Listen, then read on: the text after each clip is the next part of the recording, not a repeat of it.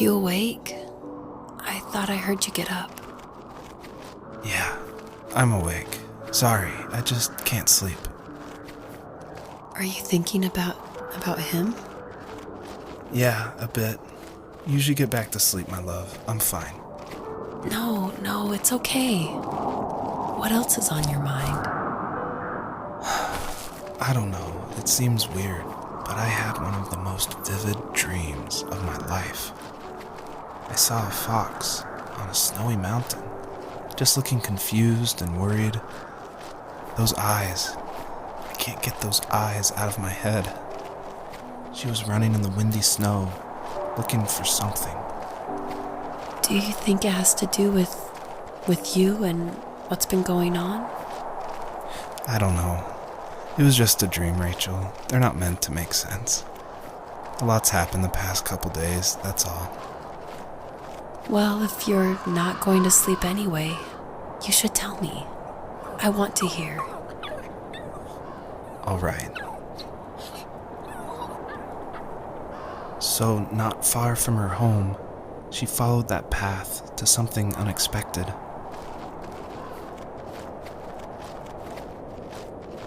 She couldn't stay, though. She had to find her other 2 children. So she took that path. She followed it towards something ancient. Something with answers.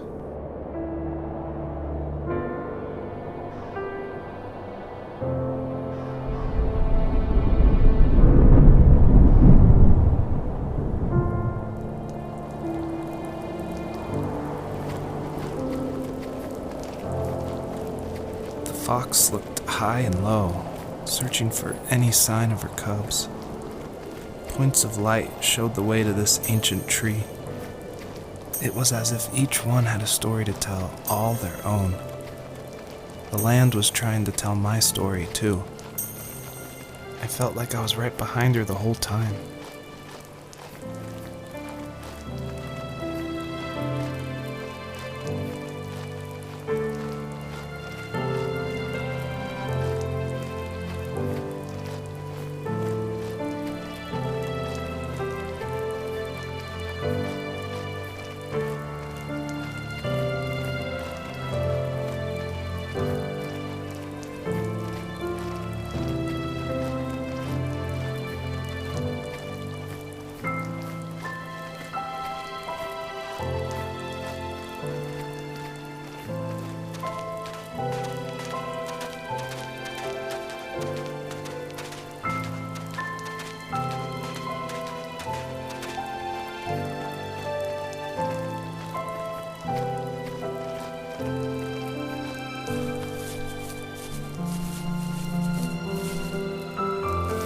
As a kid, did you ever do show and tell in your class?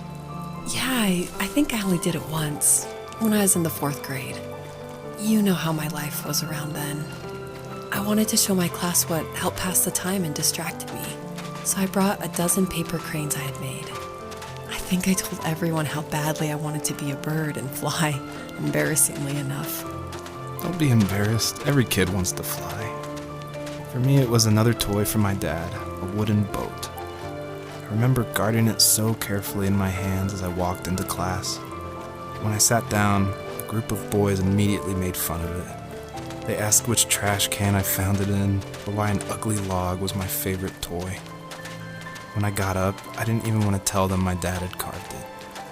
I said it was a joke gift my friends had given me. Kids can be so cruel. Some of them are. I shouldn't have let them get to me, but it did. It's amazing we bounced back at all.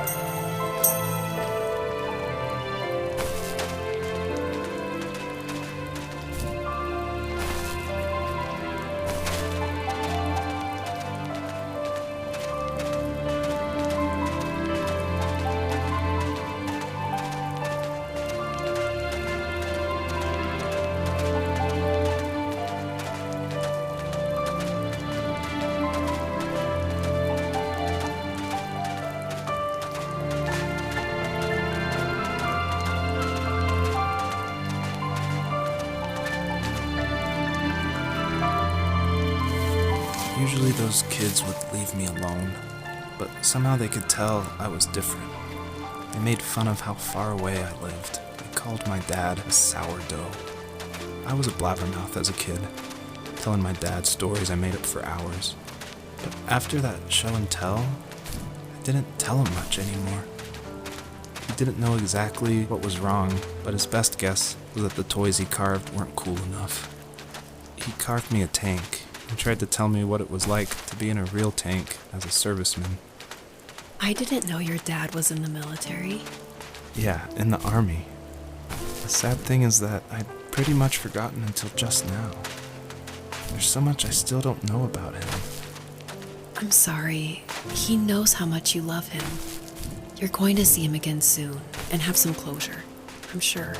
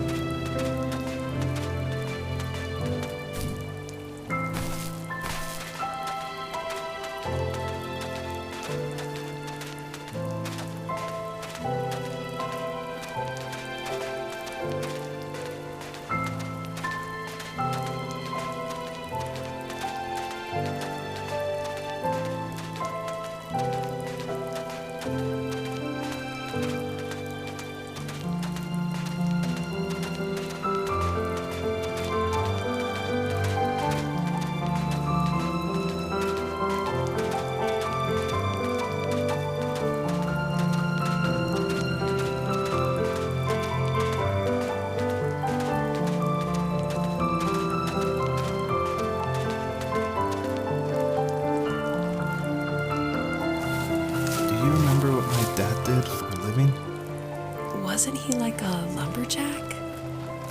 That's one way of putting it. If wood was a canvas, then a carving knife was his paintbrush. Even after working a 50-hour week, even after his hands were more splinters than skin, he would bring home the nicest piece of Alaskan weeping cedar and make me toys. That wooden train was the first toy I can remember, and I loved it. I just knew from a young age I was going to be a lumberjack, like my father.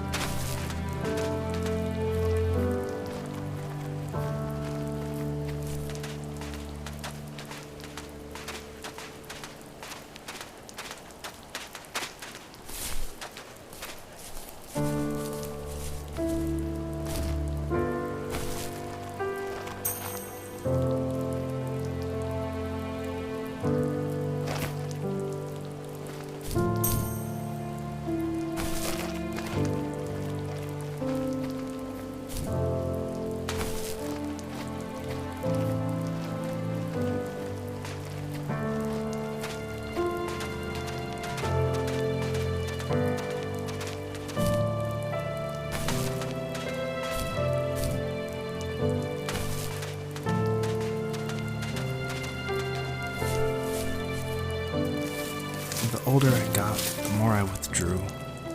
I asked myself, why talk to anybody anyway? Why bother when I'm happy by myself? I started drawing a lot, mostly animals I saw in the woods by my home. I then imagined designing my own hideouts with things like TVs and pantries full of chips and cookies. I think that idea of leaving home and drawing blueprints started my career. I found a lot of solace in that. I'm not surprised, but I did the same thing, you know? There's something special about having a place to call your own. And now look at us. Well, if you count renting in an overpriced city. It's as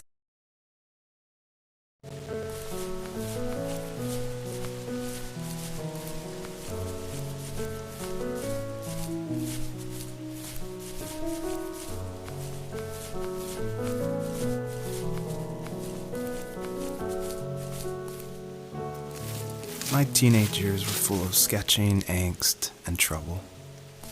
I wasn't popular or unpopular. Maybe just forgettable. I guess that gave me a sense of freedom, so I hung out with crazy kids, doing crazy things, even though I mostly just watched the chaos ensue. We did it all. Put fireworks in mailboxes, hide roadkill in people's garages, break windows of the barber shop in Anchorage. My dad was furious, but he was so busy working he couldn't do much to stop me from going out. I think being an adult means there's no one to stop you making hard decisions.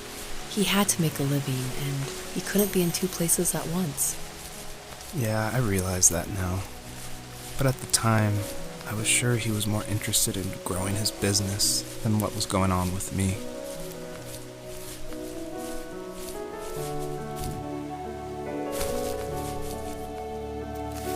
He was working another late night, and my friends were over, saying how bored they were and how they had come all the way out to my house for nothing. One of them mentioned how that old, ugly beyond belief truck was still in the garage, and how we should take it for a spin. I was only 15, so I kind of fought it for a while. The next thing I knew, we were careening around the mountain path, rocks spitting onto the sides of the cliff, while my dad's cringeworthy bluegrass blared out the speakers. I drove while my friends were in the back of that yellow and purple truck, throwing beer bottles and trash at anything remotely interesting.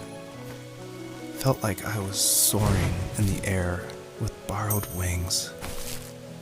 But all good things have endings. A cop outside of Eagle River pulled us over after he saw us in a bottle rocket into someone's yard. What followed was a long night of talking to disappointed adults and feeling smaller than ever.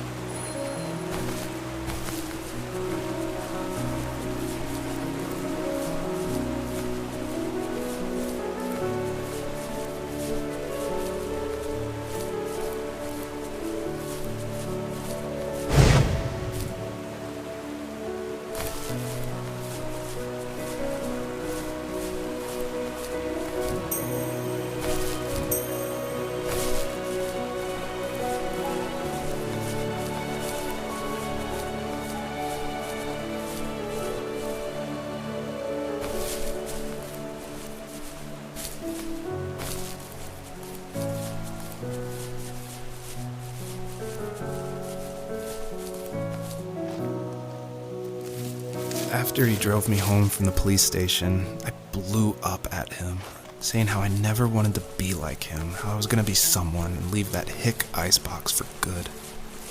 He just looked forward at the road with tired eyes. I took out that bluegrass tape from the cassette deck and chucked it out the window. In my sage teenage wisdom, I thought I proved the ultimate point. But my dad had a different idea. He slammed the brakes, slowly bowed his head while gripping the steering wheel, and finally looked at me. All he said, like it was a polite request, was, "Make this right." I sat there in silence, fuming, but I eventually got out and combed every square inch of the woods, muttering profanity after profanity. I found it 30 minutes later, near a small waterfall off the road. I went back to the truck, put the wet tape back in, and sure enough it worked. We didn't speak another word to each other the rest of the night. Wow, I knew you were a crazy teenager, but... It's hard to believe, isn't it? It surprises me too. It's like I didn't really know who that kid was back then. I bet my dad thought the same thing over and over. It's almost like he was saying, "Make this right," to himself, more than to me. My friends would laugh about that night and talk about how crazy it was, and I laughed along, pretending it didn't bother me. But it did. I imagined my friends growing old in the bush, unable to find that thrill in those godforsaken ice fields. It's like those mountains were a literal wall, keeping me from leaving, where all I would have to look forward to are lumber yards and evening beers. I had to climb over. That was my only goal for a long time. If there was some way I could take my love of drawing and turn it into a way of escape, nothing would make me happier. I wanted to create instead of tearing trees down. I wanted to move to the lower 48, not because I hated it there in Alaska, but I hated the idea of it. It's like all of that spite inside me had created this monster which followed me around my whole teenage years. I put so much energy into doing what others didn't expect of me. Why did I do that? There's one fact you're forgetting, though. If you didn't have that fire in you, we probably would have never met. You're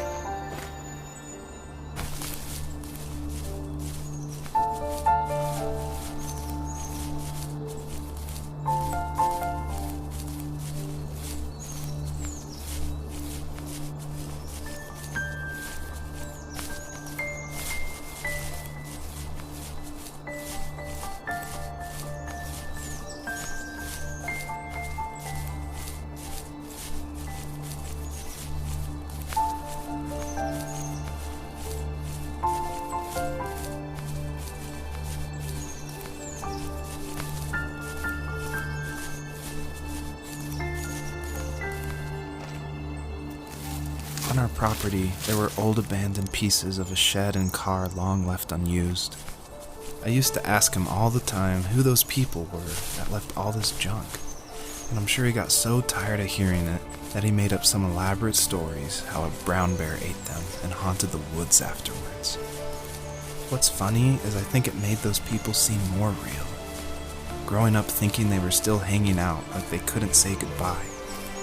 I used to tell my friends how I could swear I saw spirits move near the water, and that always freaked them out. I guess it didn't bother me, because the way I saw it, they were normal people with old cars and sheds, just trying to figure out how to survive and be happy in the middle of nowhere. It was a cool thought that they didn't want to leave, but I was a weird kid. Well, you had good company since those ghosts liked living in a place where they were brutally devoured.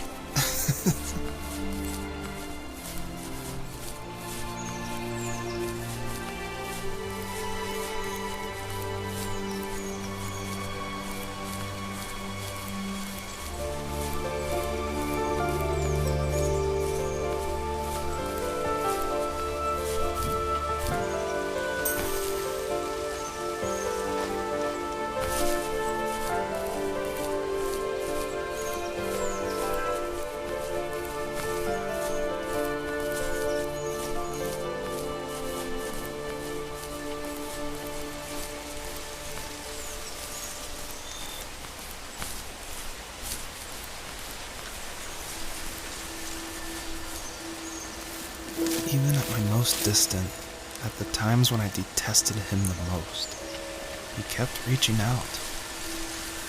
For a year straight, he asked me every week when we were going camping. I thought he was just dense. Eventually, to shut him up, I agreed. We carried out the worn lawn chairs from the garage and set up a cinder block campfire at the site we'd always used behind the house. We walked down the mountain path, talking in the warm sunshine we only got a couple months of the year. Those 3 obsidian rocks shimmered alongside the shore, almost like sparklers pressed against a dark window.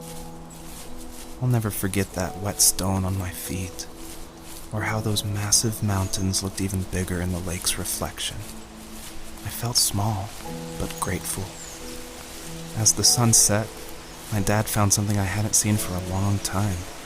The tree where I'd made my first carving when I was 6. I hadn't even carved it.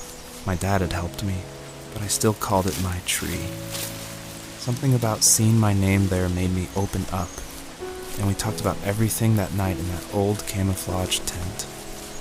I told him how much I loved sketching and design, and how it would be a dream to study architecture in Seattle. I told him how I didn't get along with my friends much anymore, but that I didn't mind being alone.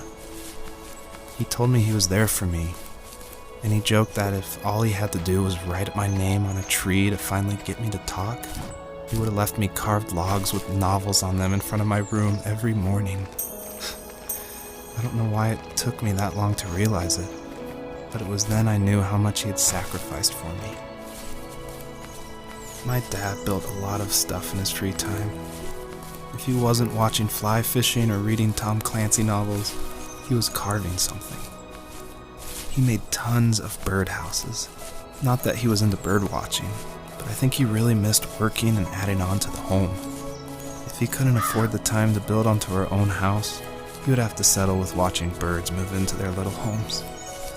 We kept an old mattress in the bed of that ugly yellow truck, so we would drive it deep into the woods and then watch the birds fly into their houses while the sun set. Usually it was accompanied by venison jerky or a cold Coke, but not a lot of talking, which is how we both liked it.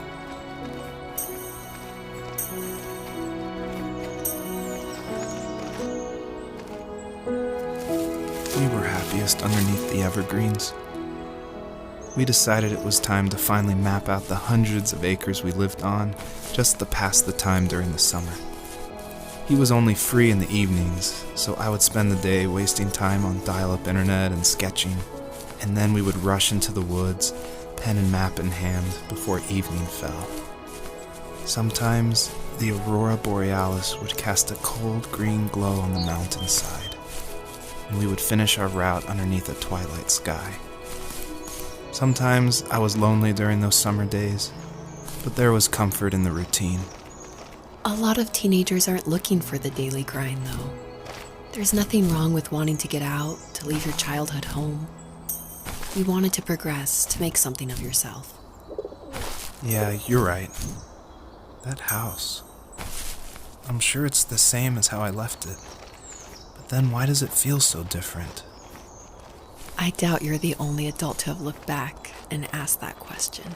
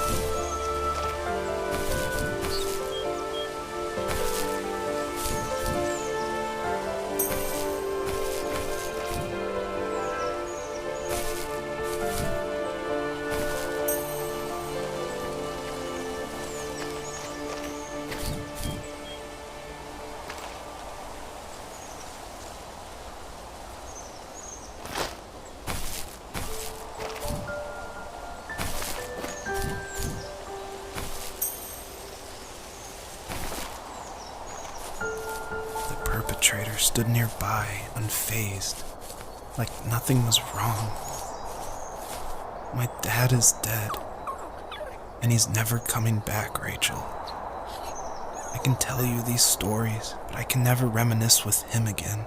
He can never hold a grandchild that we'll probably never be able to have. I can never talk to him again, and I'll never be able to say I'm sorry for everything.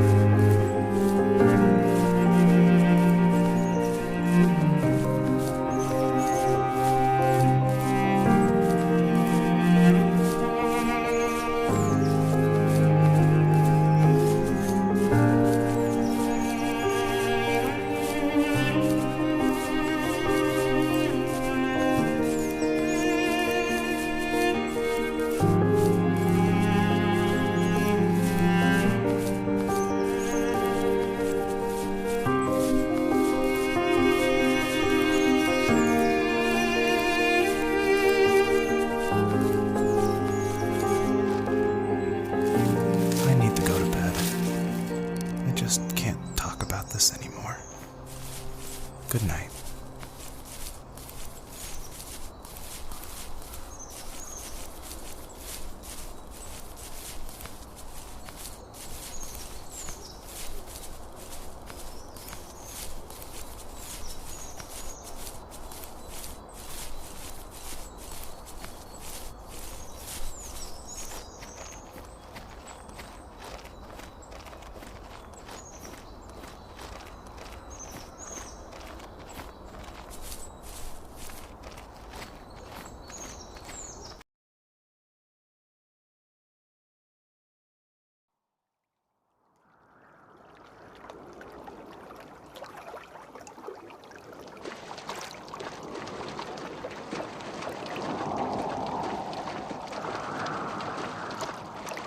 Joseph, you can't go to sleep feeling like this. I'm sorry for everything, and I know you need space, but I'm here for you. You don't need to feel so lost. Joseph, have I ever told you what my mother was like? You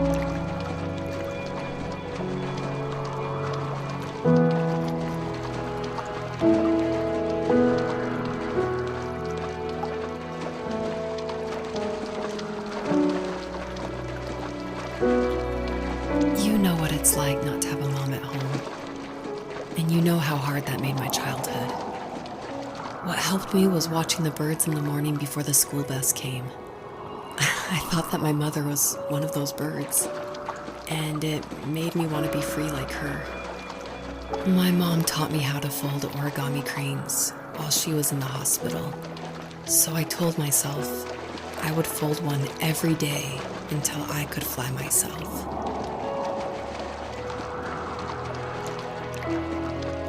I think we both have always loved animals, and for me that love started with a dog. Sometimes this Rottweiler would come up to our property line and wait at the fence for me, but only once in a while. I was sure to check every day immediately after school, and it usually ended in disappointment. I would even steal money from my passed out dad just so I could buy these off-brand dog biscuits. Even when she did stop by, she never went beyond the fence. Why was she so scared? I think my dad was the opposite of your dad in almost every way, except he was in the military as well. He coped with alcohol of every kind. The trailer started falling apart, he got angry, and I withdrew. More and more I became the weird, quiet kid who made lots of origami birds and carried dog biscuits around. I think we were pretty similar when it came to being the weird kids. And that same sincerity in college was one of the reasons I was so drawn to you. Life got worse and worse. And at one point, I really didn't think I could survive another day with my soul still intact. I had no real friends, let alone neighbors, since we lived in the middle of nowhere. I should have talked to my teacher, but I was scared what he would do if he found out. As I waited for the school bus one morning, I walked around until I found something in an abandoned shed. Something I can't put into words. I summoned courage I didn't know I had, and I broke into my dad's room and found the key to the shed where he had locked my bike. I'll never forget that feeling. The wind rushing by my ears as the sun rose over fields of wheat. I was flying for the first time. I biked as far as my legs could take me until I found a house that felt friendly and that felt like home. Those strangers helped me in so many ways. And if it wasn't for them, I wouldn't have found my foster family. And if it wasn't for my parents, I wouldn't have met you. You have strength, Joseph, and you're not as alone as you think. It's all just so pointless. Just waiting for life to happen. It's like having the home I always wanted is cursed out of my reach. The thought of being a parent myself, how could I do that when I couldn't even be a good son? I'm sorry, I know what you're saying. I just don't know how things will work out. These quiet hours will turn into years. We'll wonder which roads passed us by. Then we'll forge a new road together. Besides, I discovered for myself that one fateful morning where any hopeful road leads to. There may be thorns and mist, but it always leads to the same thing. And what's that? Family. I'm so glad that you're part of my family, Rachel. And I'm glad you're part of mine.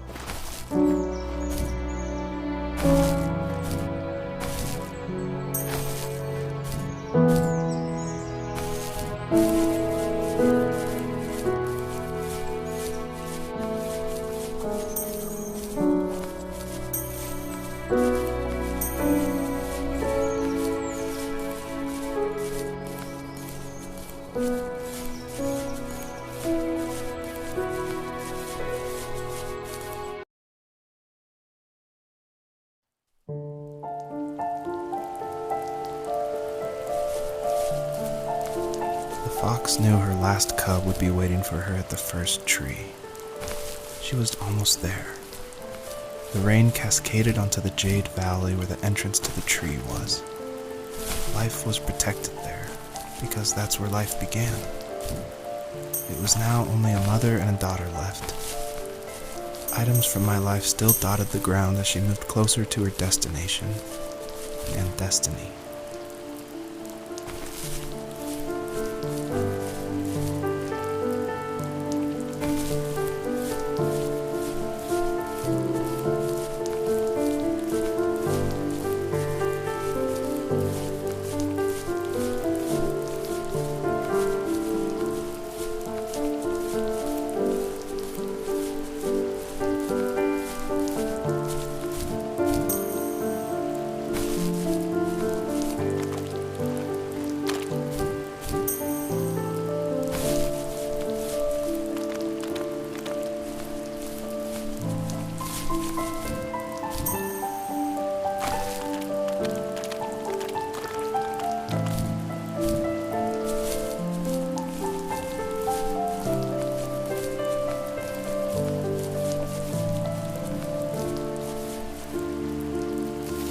At the end of high school, I felt something I hadn't felt in a long time.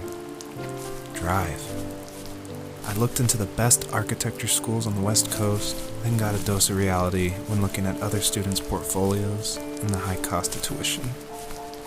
I still wanted to be something, to be the next Alvaro Siza, and to make those thousands of sketches worth something in my grand history. But now even an internship sounds impossible. Siza helped me understand how essential emotion is in architecture, and he also said light is the real composer of space. I like to think these glints of light, like not finding a job or even a strange dream about a fox, are something I should be thankful for, even if the illuminated space is something I'm less than comfortable with.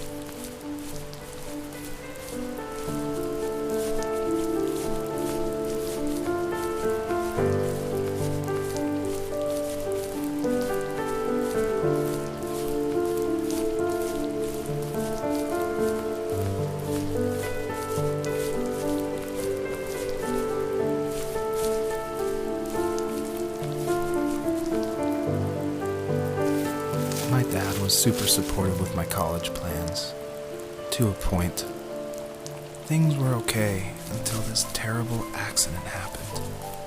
I guess a forklift flipped over due to a bad axle, and it crushed one of the workers there. My dad didn't eat for days, even though he wasn't directly involved. It devastated him. Not only did it hurt the business, but it just freaked him out. He would talk in his sleep, muttering things about firing people and saying sorry. One fateful day he approached me, said that since my school search wasn't going well, I should finally be a man and take over the family business. He said one day he was going to die, and that all of his work, sacrifice, and even that man's life would be wasted in vain. I just lost it. Teenage me just exploded at the thought. I screwed up. I said things I shouldn't have. He was having a crisis, and I pretty much spit in his face.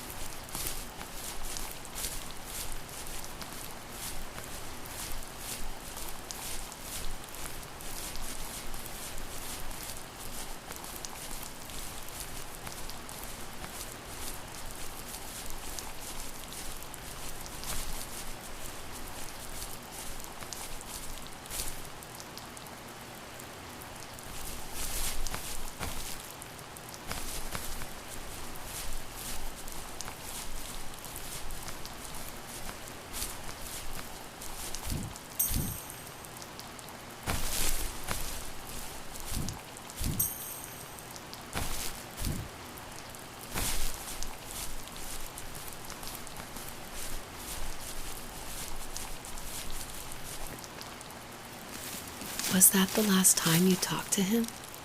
No, I called on holidays, and he would call on my birthday. I guess we acted like nothing ever happened, which was stupid. Didn't want to ask about his lumberyard, and I'm sure he didn't want to ask about my job search. I never went back and visited. I think the last conversation we had was about what movies we had seen and what exactly a best boy is in the credits. I thought he would be here so much longer.